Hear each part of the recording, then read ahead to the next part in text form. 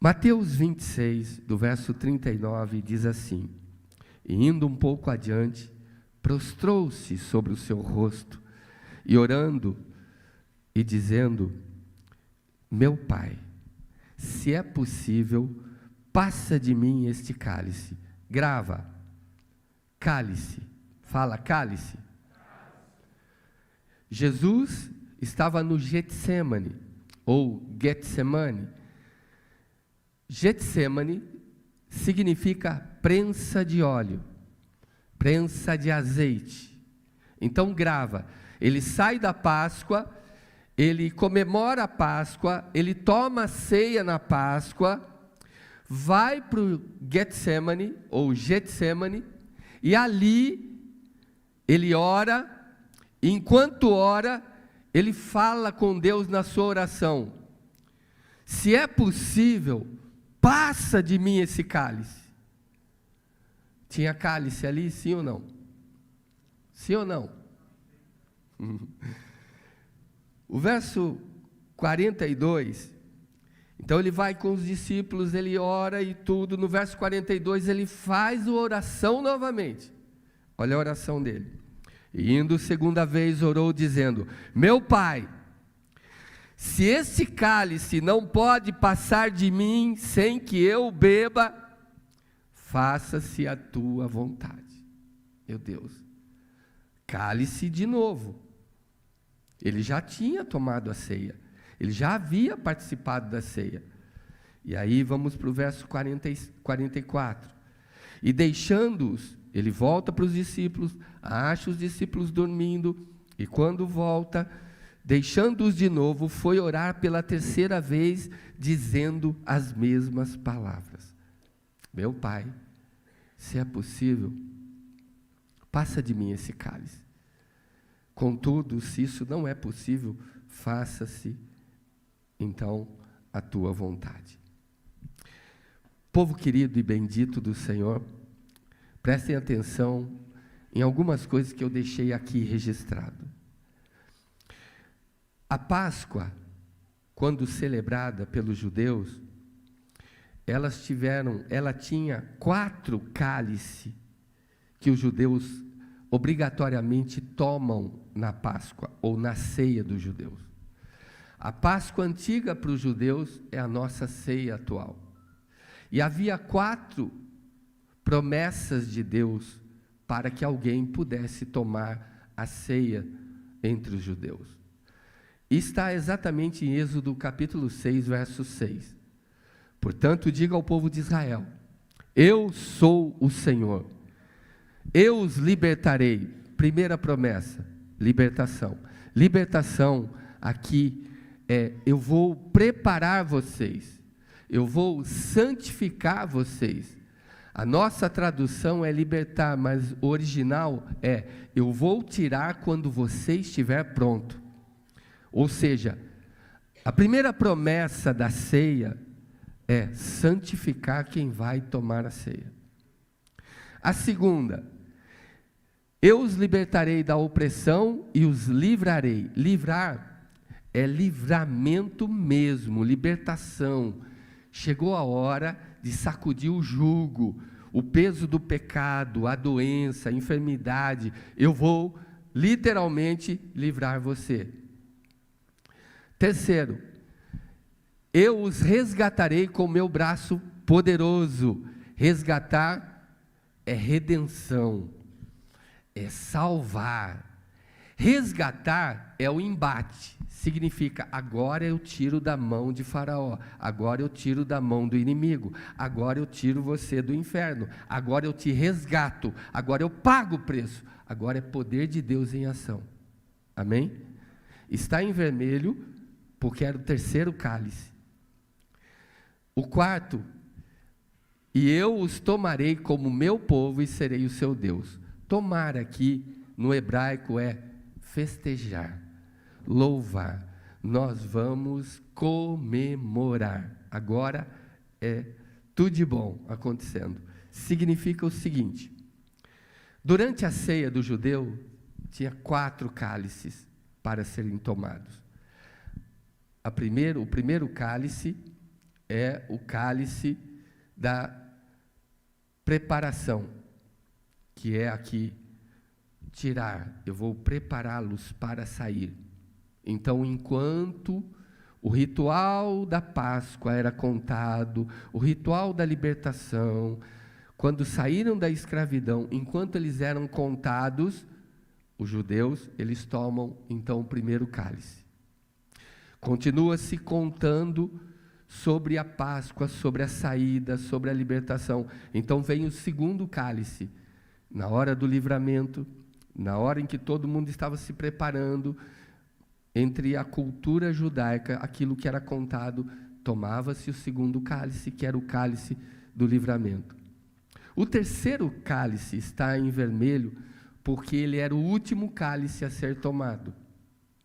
Eles não tomavam em seguida o terceiro cálice, porque o terceiro cálice é o cálice do preço que era pago. Então eles pulavam para o quarto cálice, que era do festejar a libertação. Ou seja, nós estamos em festas. Então, durante a ceia da Páscoa, esses 4 cálices eram colocados diante dos participantes. Nós hoje tomamos um cálice e um pedacinho de pão. Na ceia judaica, são 4 cálices e pão sem fermento. Mas seguindo, eu trouxe também outras coisas para vocês.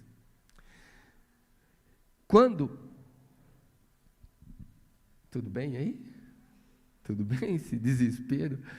E tomando o cálice, aqui em Lucas 22, dos versos 17 a 18, diz assim, ó. Primeiro eu li com vocês que Jesus vai para o Getsemane, ou Getsemane, e ali ele diz, Pai, se o Senhor pode passar de mim esse cálice, passa. Se o Senhor não pode, então, faça-se a sua. Olha o que ele fala em Lucas 22, ali no verso 17 e 18. Diz assim, e tomando o cálice, e havendo dado graças, disse, tomai-o, e repartiu entre vós. Amém? Eles estão na Páscoa, eles estão comemorando a ceia. E agora, porque vos digo que já não beberei do fruto da vide até que venha o reino de Deus. Por que ele fala isso? Porque esse aqui é o terceiro cálice. Ele fala, vocês nunca mais tomarão o terceiro cálice, porque o que eu vou fazer aqui é uma vez por todas, vocês só vão tomar comigo no reino dos céus. Aqui é o terceiro cálice. Esse terceiro cálice é o cálice que Jesus tomou lá no cenáculo. Ele só finalizaria, ele fala, ninguém mais toma. Ele só finalizaria quando o sangue dele fosse derramado lá na cruz do Calvário. Significa o seguinte, na ceia, quando ele toma o cálice, ele aceita o acordo de redenção. Pausa. Quero que você entenda. Historiadores dizem que para alguém ser perdoado no Antigo Testamento era necessário a morte de um cordeiro. Dizem que foram imolados 2 bilhões de cordeiros no tempo do Velho Testamento. 2 bilhões de animais foram mortos para cobrir os pecados do povo. Jesus vem como Cordeiro de Deus, que tira o pecado do mundo, morrendo, fala, uma só vez, pelos nossos pecados. Por isso que eu dei a pausa, para você entender o que está acontecendo aqui. Então, quando chegou o tempo da Páscoa, onde Jesus cumpria literalmente a cultura judaica, ele chega no terceiro cálice e ele tinha que escolher tomar ou não. Para ele tomar aquele terceiro cálice, ele tinha que saber a implicância dele, o que implicava aquele cálice. Então ele diz, nunca mais vocês vão tomar desse cálice até que ele se cumpra no reino dos céus. porque Ele assumiu a nossa culpa quando Ele disse sim. Então, na ceia, quando Ele toma o cálice, Ele aceita o acordo da redenção. Só que esse terceiro cálice só poderia ser consumado com o preço pago. E Ele sabe o que está acontecendo. Então, a palavra de Deus diz assim, Lucas 22, 19 e 20. E tomando o pão, e havendo dado graças, partiu e lhes deu, dizendo: isto é o meu corpo, que é dado por vós, fazei isto em memória de mim. Semelhantemente, tomou o cálice depois da ceia. Olha o que diz o texto. Tomou o cálice depois da... Já havia acontecido a ceia, e ele toma o cálice. Lembra que eu disse a vocês que o cálice da redenção é o terceiro, e o terceiro não toma na sequência, toma por último. Ele toma o cálice, todo mundo já ceiou, e ele segura o terceiro cálice. Depois da ceia, esse cálice é chamado da redenção. É o cálice onde ele está dizendo: vou pagar o preço por vocês. Os discípulos não entenderam.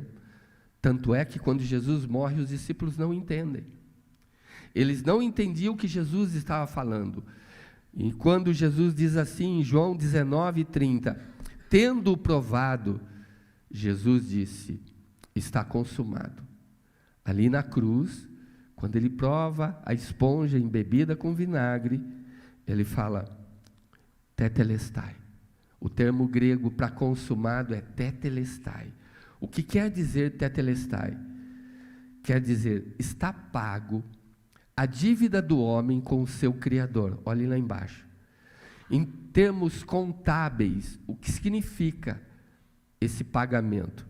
Significa totalmente, completamente e integralmente pago. Ou seja, nada em você pode te levar para o inferno se você receber Jesus Cristo como seu Senhor e Salvador, porque está totalmente, completamente e integralmente pago, amém? Louvado seja Deus. Agora, a pergunta é, por que Jesus, após a Páscoa, vai orar justamente no Getsemane? Por que ele não vai para o mar da Galileia? Por que ele não vai para a praia? Por que ele vai no Monte das Oliveiras? E é isso que eu estou trazendo para você. Aqui, ele vai para um lugar que era chamado de Jardim das Oliveiras, ou Jardim do Getsemane. Só que, o que eu vou trazer para você agora é para que o seu entendimento se encontre com a história e com a cultura judaica, para você entender o que estava acontecendo. Getsemane não era um jardim como nós conhecemos hoje, e sim um pomar produtivo de oliveiras, de azeitonas, para quem não sabe o que é oliveira. Ali, ao pé do Monte das Oliveiras, existia uma fábrica, e tinha uma prensa, era chamada prensa de óleo, era um lugar de produção de azeite. Guarda o que você está aprendendo, porque nunca mais você vai se esquecer. Era um pomar de plantações de azeitonas, que ficava bem ao pé do monte, e ali se prensava as azeitonas. Getsemane significa prensa de azeite, ou prensa de óleo. Agora, por que Jesus foi orar ali?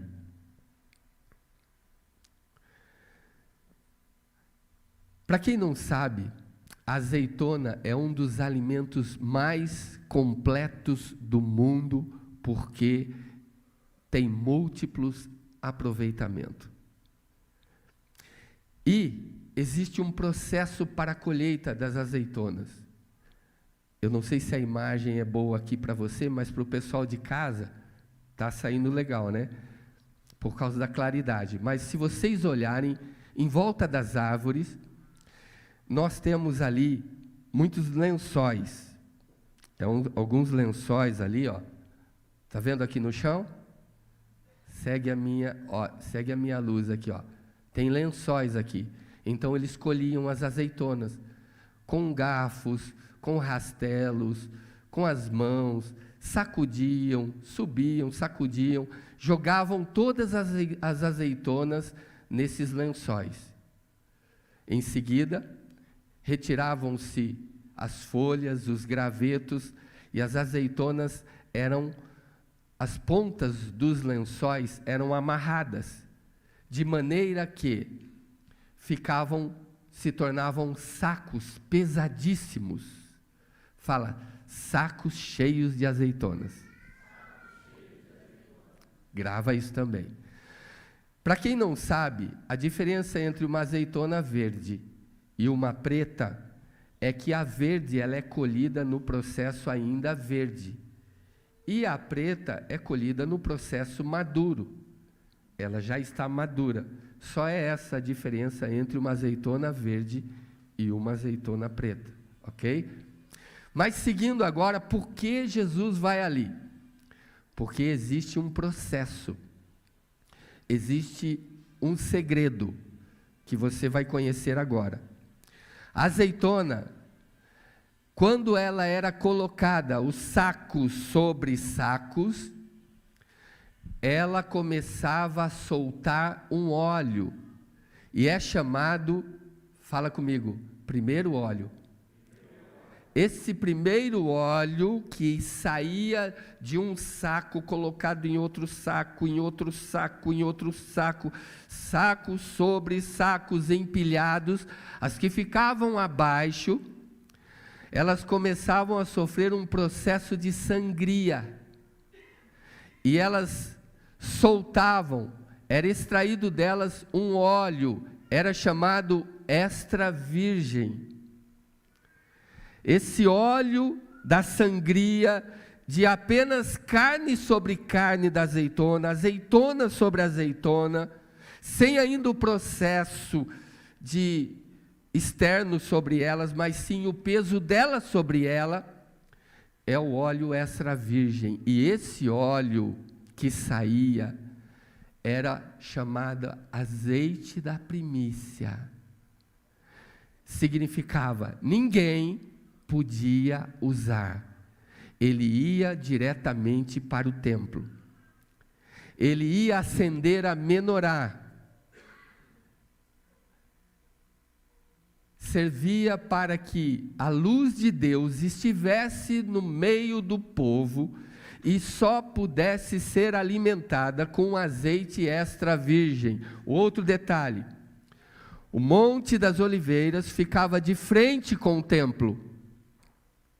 De frente com o templo.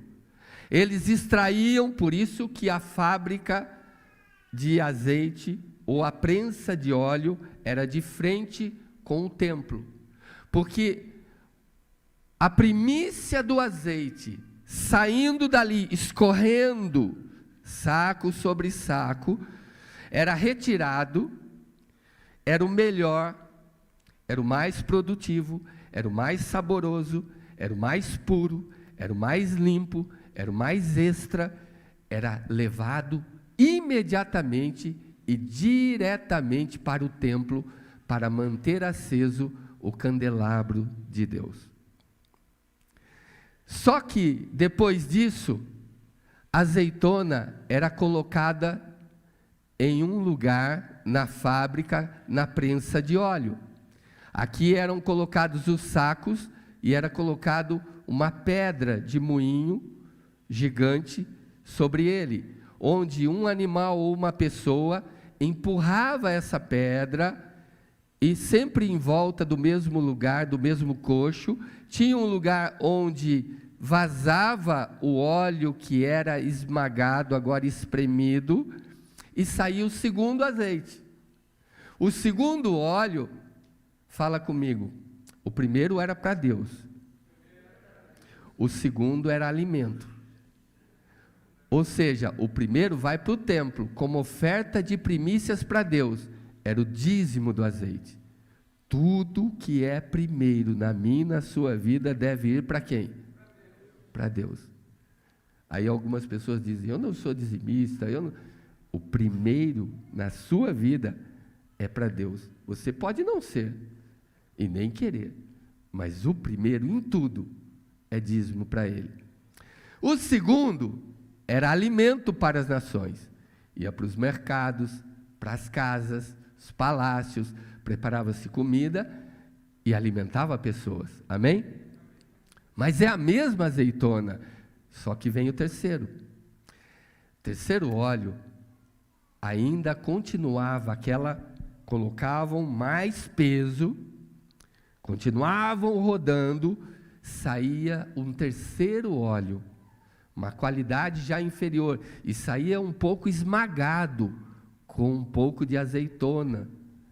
Então, era usado para ungir pessoas, curar pessoas. Na minha infância, eu fui campeão de usar mertiolate. Vocês conhecem mertiolate? Quem é do meu tempo? E chorava, gritava de dor.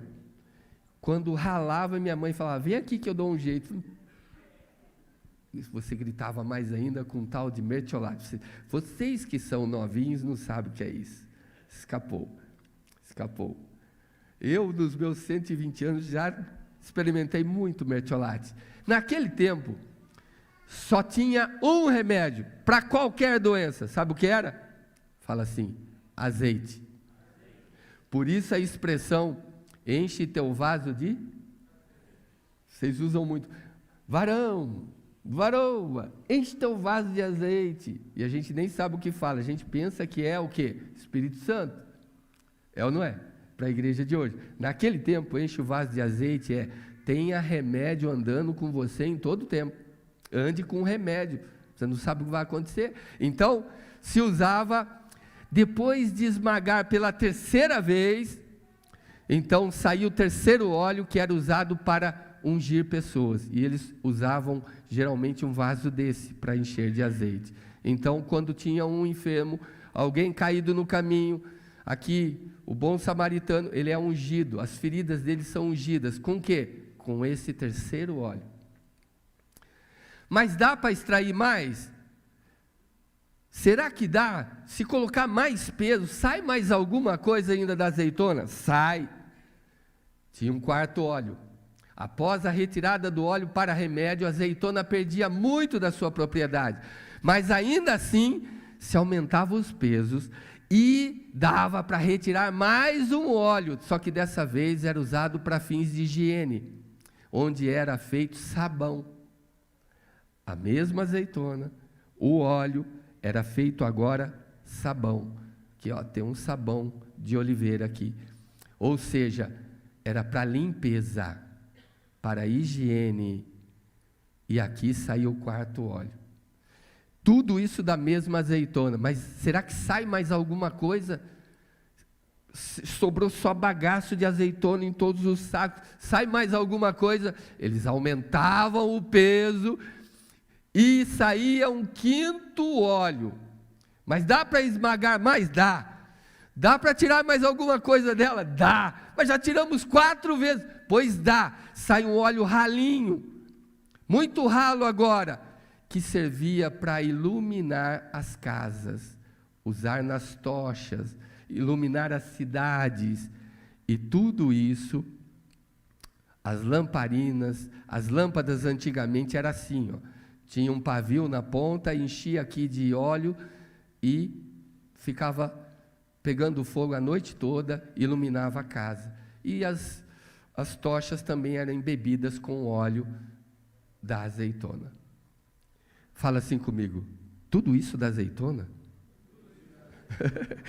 Tudo isso da azeitona, acredite se quiser, tudo isso da azeitona. Agora, por que Jesus, logo após a Páscoa, vai orar e chorar e suar sangue ali? Pai, se queres, passa de mim esse cálice. Contudo, se não é possível, faça-se a tua vontade. porque ele nos momentos finais vai orar ali. E a palavra de Deus diz, Lucas 22, verso 44. E posto em agonia, orava mais intensamente, fala assim comigo agora, e o seu suor se transformou em grandes gotas de sangue que corriam até o chão.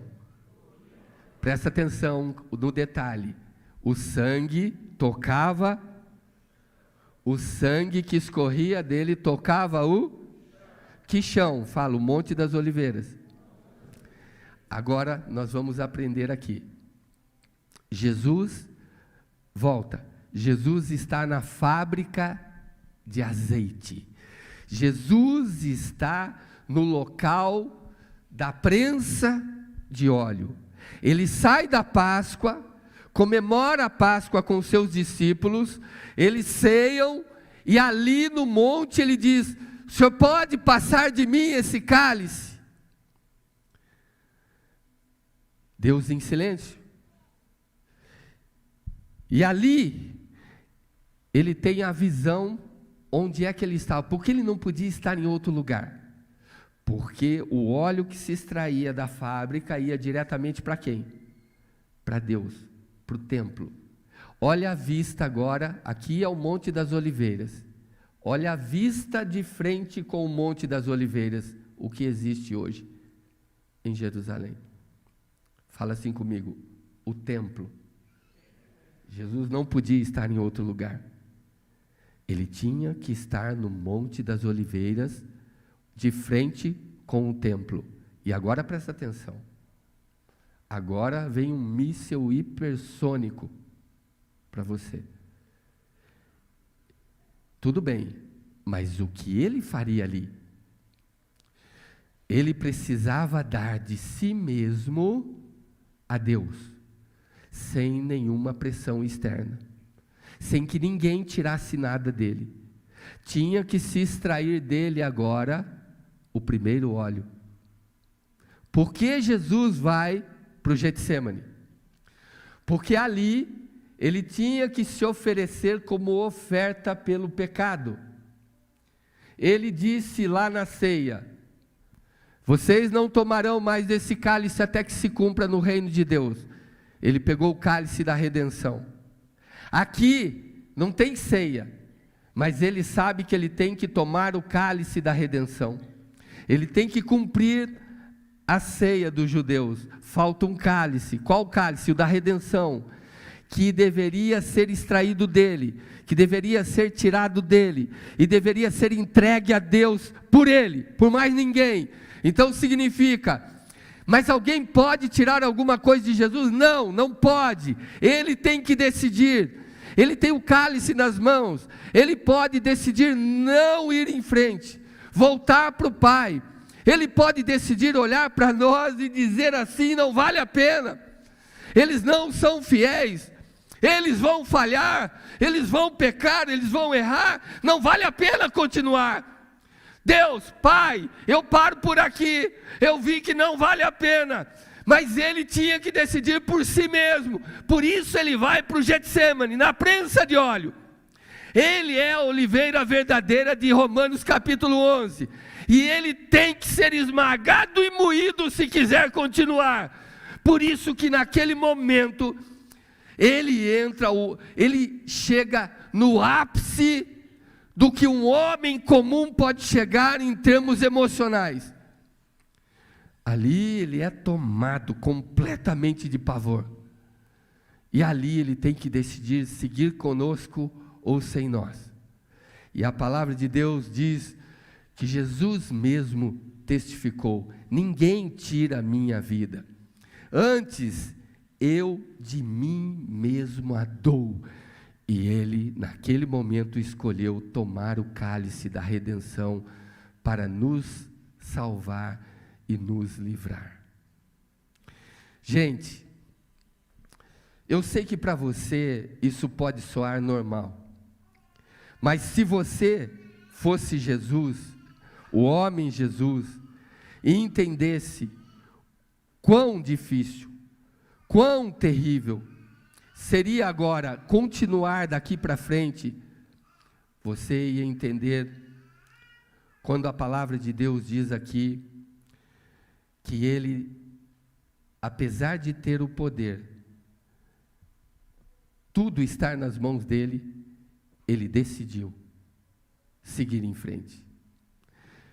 Gente, só que ele tinha que entregar o primeiro óleo. Fala, primeiro óleo. E eu deixei coisas grandes aqui para nós. Esse primeiro óleo saiu de Jesus. Sabe que horas? Eu vou falar. Na hora em que ele se ajoelhou para orar, posto e tomado em grande agonia, ele começou a orar intensamente, e ali aconteceu um processo no corpo do homem Jesus, chamado hematidrose. A hematidrose é uma vasodilatação intensa das finíssimas veias capilares que se rompem quando em contato com milhões de glândulas sudoríparas do nosso corpo.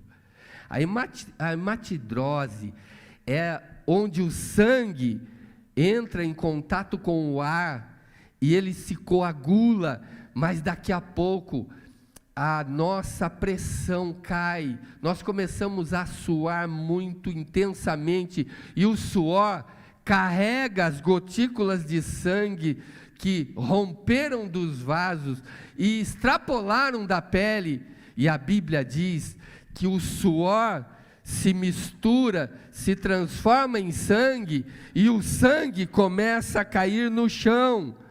Onde ele estava? Fala, na prensa de azeite. Onde ele estava? Fala assim comigo, na fábrica de azeite. Ali, alguém estava mexendo com ele? Não, ele mesmo, de si mesmo, estava dando agora a primícia do seu sangue a Deus. Quando o sangue de Jesus toca o chão, no Monte das Oliveiras, ele toca a Deus, e o seu sangue é ofertado, oferecido ao Rei, ao Senhor de toda a terra, e o Senhor de toda a terra recebe o sangue dele, e nós somos perdoados por isso. Não podia estar em outro lugar. Ali, na prensa de óleo, quando ele mesmo, carne sobre carne, significa que o pecado de todos os homens que existiram, os homens que existiam nos dias de Jesus, os homens que existiriam, que somos nós, incluindo eu e você, e também os que ainda virão, depois da Maria, os pecados deles estavam convergidos cosmicamente sobre o corpo de Jesus, e ali, essa pressão se tornou sobre ele uma debilidade física, um abalo moral, uma tristeza extrema, tanto é que um dos textos diz que a minha alma está triste até a morte. Diz que ele está a ponto de morrer de tanta tristeza, significa que é uma angústia profunda, onde ninguém consegue entrar e amenizar essa dor. Além de tudo vem a solidão, porque ali com ele, todos o abandonaram, ele ficou só. A decisão era como se houvesse uma pausa na história, e o céu e a terra, sem respirar, esperasse pela resposta dele. Ali parecia que todo o universo parou, para ouvir e saber o que ele iria fazer. E a Bíblia diz que ele sabe o que é vergonha, porque a sujeira de todos nós foi sobre ele, foi esmagando o homem Jesus, e foi tirando dele, de dentro dele, através da hematidrose, foi tirando dele o sangue, ele foi se coagulando, mas o suor levou de volta e fez cair no chão, e ali ele entendeu que ele estava separado do Pai. Você consegue entender o que está acontecendo? A consequência era uma diminuição tremenda da resistência vital do seu corpo. Ele perdeu as forças, a sua pressão arterial estava incontrolável, houve um enfraquecimento, fez o corpo tremer até a exaustão, e até que os seus vasos fossem rompidos, seu sangue tocasse o chão, e quando toca o chão, o santo, o puro, o bendito, o óleo mais puro, estava se tornando sujo e maldito em nosso lugar. Ali, aquele que era Deus, precisava beber o cálice da redenção, e sabia que só poderia fazê-lo se entregasse de si mesmo o seu próprio sangue. Por isso ele bradou: Pai, se é possível, passa de mim esse momento, porque no meu corpo físico eu cheguei até o ápice que um ser humano pode chegar em termos de existência. Não consigo mais viver daqui para frente. Se pode passar, passa. E Deus, por amor a mim e você, ficou em silêncio e virou o seu rosto para o próprio Filho. Muitos de nós levamos a vida de qualquer jeito. Muitos de nós olhamos para a ceia e falamos: culto de Santa Ceia. Você nem sabe o que é essa ceia. Você não sabe o que é azeitona esmagada. Você não sabe o que é o meu e o seu pecado, esmagando ele a ponto de tirar o próprio sangue dele e cair no chão. E quando toca no chão, toca Deus, e Deus recebe. Então eu e você podemos ser perdoados. A palavra de Deus diz que Ele está de frente para o templo. Ele está no lugar certo. Se Ele quiser continuar, e Ele diz: eu quero. Assim Ele se tornou a primícia dos que dormem. Assim Ele se tornou o preço do nosso resgate, que pôde ser aceito por Deus. Meu Deus. Fale assim: meu Deus. Então, ao suar ali no Getsêmani, quando o seu suor se transforma em sangue, Ele toca o chão, Ele toca Deus, e Ele dá o primeiro óleo para Deus. Amém? Deus recebe como primícia. Eu falo para vocês, eu não consigo, eu não mereço. Não dá. Não dá para entender por que Ele fez isso por mim. Não dá. Talvez você não entenda isso. A Bíblia diz que quando Jesus toca o chão, depois disso Ele vai para a casa de Caifás. Lá tem um julgamento arranjado, e alguém bate nele. E quando o sangue dele toca o chão na casa de Caifás, ele toca todo o sistema religioso do mundo inteiro. Você não sabe o que tem por trás da história. A nossa história é pobre. Quando você vai conhecer o hebraico, que é a língua de Deus, você vai descobrir os significados.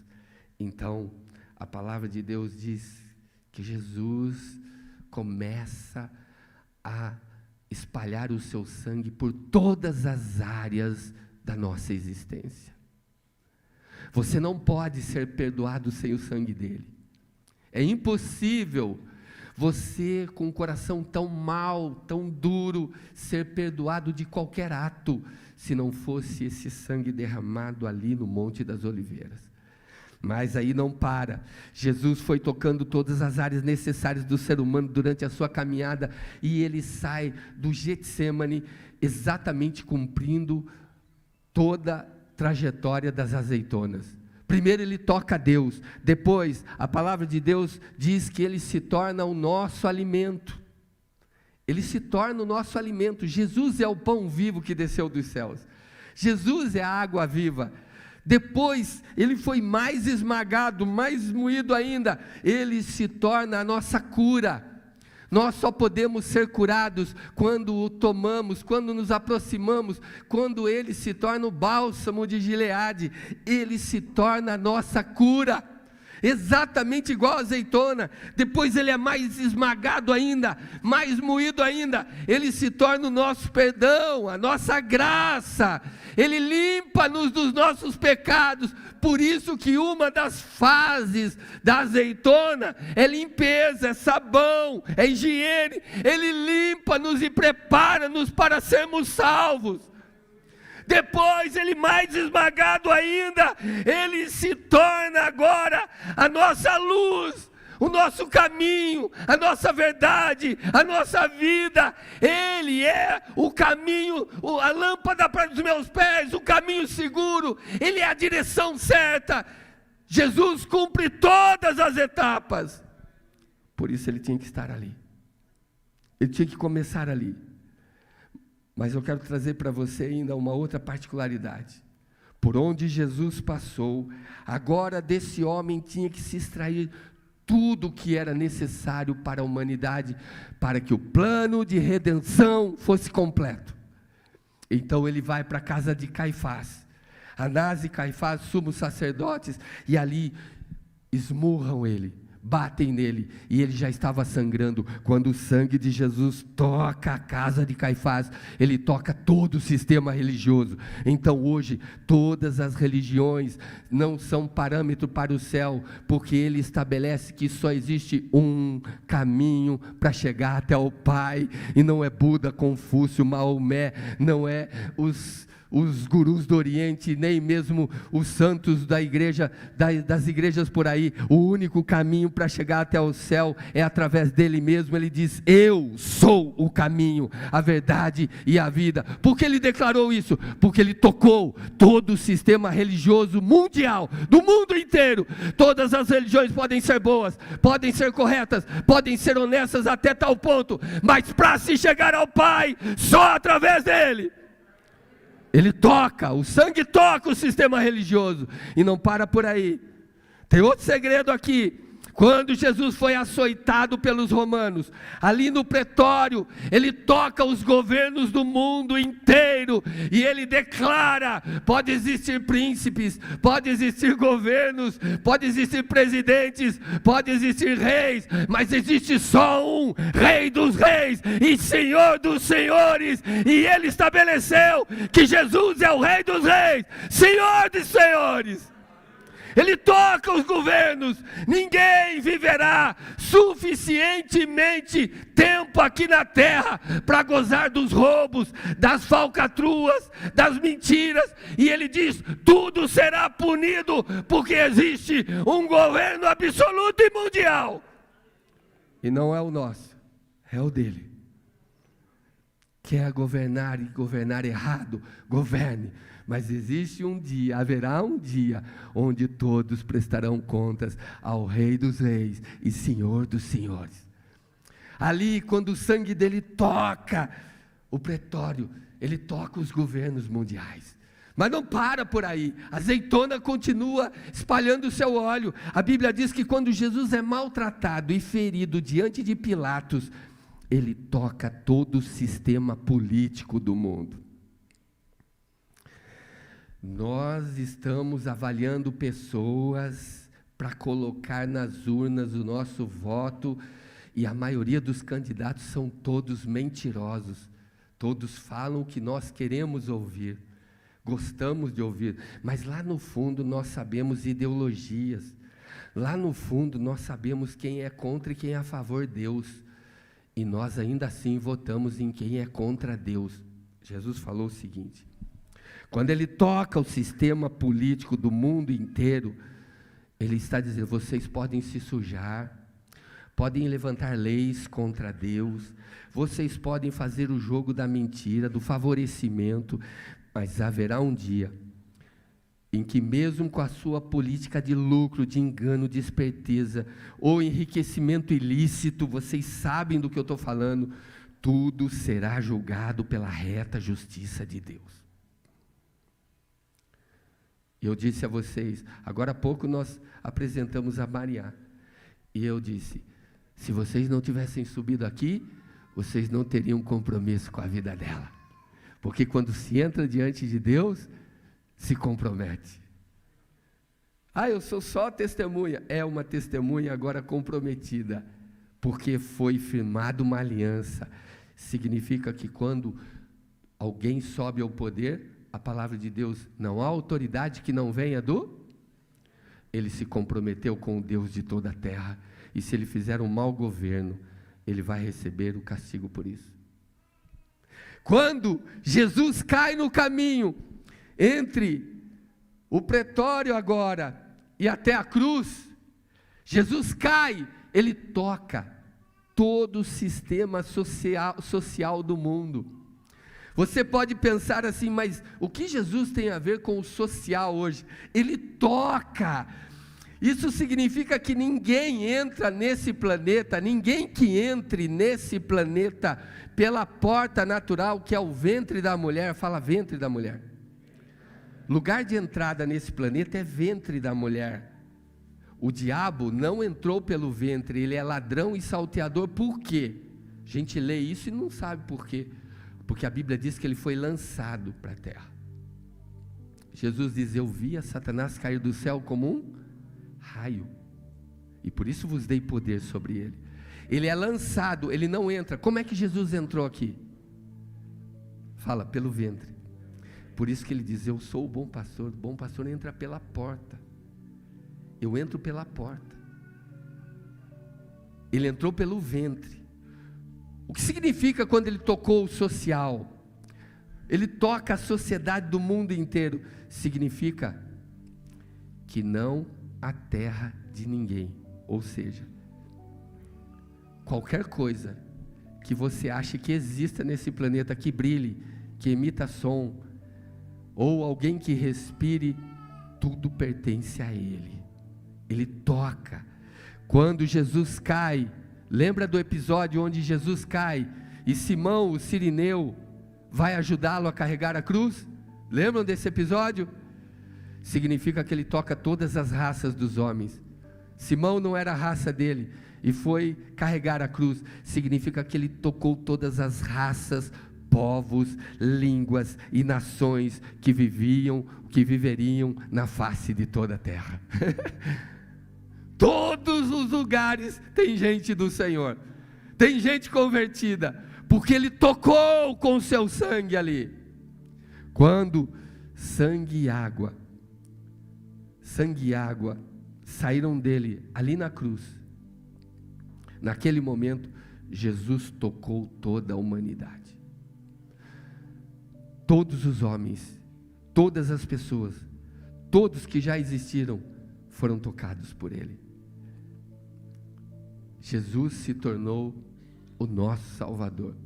Deus pensou num plano perfeito e completo. E quando ele sai da prensa de óleo, ele vai derramando o seu sangue, vai derramando o seu óleo por todas as áreas da nossa existência. Participar da ceia é participar do plano mais perfeito e mais completo da redenção. Então, lá na cruz do Calvário, ele disse: Tetelestai, está pago, está consumado. O homem tem livre acesso ao coração de Deus. O véu se rasgou. Eu abri de novo um novo e vivo caminho. Todos aqueles que quiserem beber da fonte, aquele que tiver sede, venha a mim e beba. Agora o caminho está aberto. Você só não será salvo se não quiser, porque Ele já fez tudo por nós. Ele pagou por mim e por você. Ele morreu em nosso lugar. Conseguiram entender por que tudo isso acontece? Se você conseguiu entender os segredos, A Bíblia diz em 1 Coríntios 15, 20, Cristo se torna então a primícia dos que dormem. Ele é a primícia entre nós. Jesus consegue nos libertar em todas as áreas, nos salvar. Por isso que quando eu entro nesse momento, ele é muito sagrado. Ele sofreu tanto para que esse momento pudesse ser especial. Fique de pé, por favor. E vamos participar juntos desse tempo tão divino. A Bíblia diz em 1 Coríntios 11, 23, porque eu recebi do Senhor o que também vos entreguei, que o Senhor Jesus, na noite que foi traído, tomou o pão. E havendo dado graças, o partiu e disse: este é o meu corpo que é dado por vós. Fazei isto em memória de mim. Semelhantemente também, depois de cear, tomou o cálice. Olha aqui o cálice, gente. Ele falou: esse é o cálice do Novo Testamento no meu sangue. Fazei isto todas as vezes que o beberdes, em memória de mim.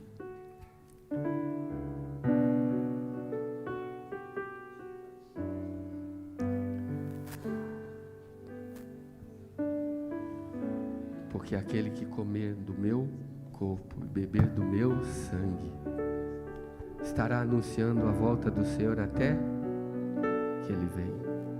O plano é perfeito. Deus não deixou nada de fora. Você é salvo porque Ele pensou em tudo e Ele passou por tudo. Estendam as mãos para cá, por favor. Pai, aqui estão os elementos agora que simbolizam a ceia. O terceiro cálice é o da redenção. E ele só poderia ser completado quando ele derramasse todo o seu sangue. E na cruz do Calvário ele derramou 5 litros de sangue. No meu e no lugar dessa igreja. Nós estamos agora participando da ceia. E o Senhor disse: façam isso em memória de mim. Lembrem-se de mim quando participarem da ceia, até que eu volte buscar vocês. Lembre-se de mim. E nós estamos nos lembrando do Senhor, exatamente como foi. Perdoa os nossos pecados, perdoa as nossas faltas, perdoa as nossas transgressões. Vem ser o nosso alimento, vem ser a nossa cura, vem ser a nossa limpeza, vem ser a nossa luz, e completa o plano eterno nessa manhã. Nós abençoamos esses elementos agora como simbolismo do corpo e do sangue do Senhor. Que todo aquele que participar da sua mesa, Pai, participe com alegria e singeleza de coração, sabendo que o sagrado está presente no ritual e na figura do cálice e do pão nessa manhã. Assim abençoamos esses elementos e aqueles que vão participar dele no nome de Jesus. Pegue do pão, pegue do cálice e com alegria do seu coração participe desse momento. Ele é sagrado demais.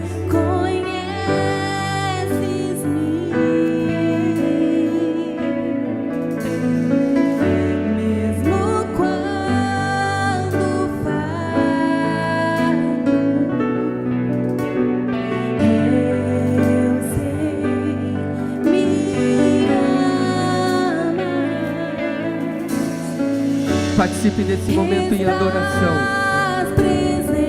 Lembre-se da azeitona. Lembre-se que ele foi esmagado e moído no meu e no seu lugar. Oh Deus,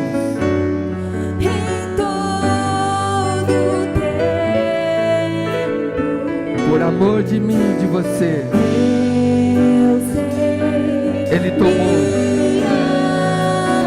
Ele tomou o terceiro cálice. Ele tomou. Ele não desceu da cruz. Prostro-me diante da cruz. Vejo o sangue. Oh, aleluia! Ele não desceu da cruz. Oh, rabaxarabacorabana. Sobre a morte já venceu. Sua glória o céu encheu. Nada irá me separar.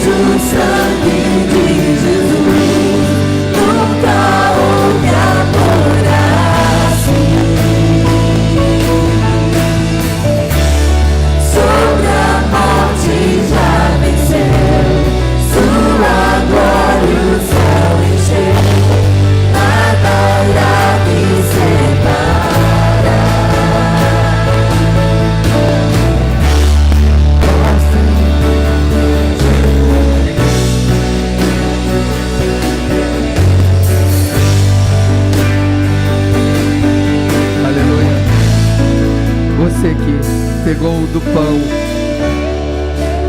ele foi esmagado, moído. Tem um detalhe que eu deixei de narrar para você, para que você entenda o que ele passou. Quando a Bíblia diz que ele entra em profunda agonia e que seu corpo agonizava, uma das causas é a vergonha. O pudor da igreja coloca um lençol em Jesus quando ele vai para a cruz, mas na verdade a Bíblia diz que ele vai nu para a cruz. O Criador do universo está nu diante da criatura. Ele está separado de Deus pelo nosso pecado. E eu posso vê-lo. Quando você sente vergonha na vida, ele sabe o que é vergonha, porque ele passou por lá. E a Bíblia diz que ele foi esmagado, moído, desfigurado no meu e no seu lugar. É isso que significa. Ele sabe o que é sofrer. Ele sabe quando você sofre. Ele sabe quando você chora. Ele sabe quando você não vê saída, porque ele passou por lá. Tanto é que ele falou para o Pai: se queres, passa de mim, porque não tem saída. Fica firme, porque ele venceu. E a Bíblia diz que nós vamos vencer junto com ele. Aleluia. Pai, aqui está o pão, pão que foi partido em nosso lugar. Essa é a ceia que ninguém mais vai esquecer. É a ceia que entende o sacrifício para que ela existisse. Estamos nos lembrando do sacrifício do Calvário. Somos gratos porque Jesus não desistiu de nós. Ele não desistiu de nós.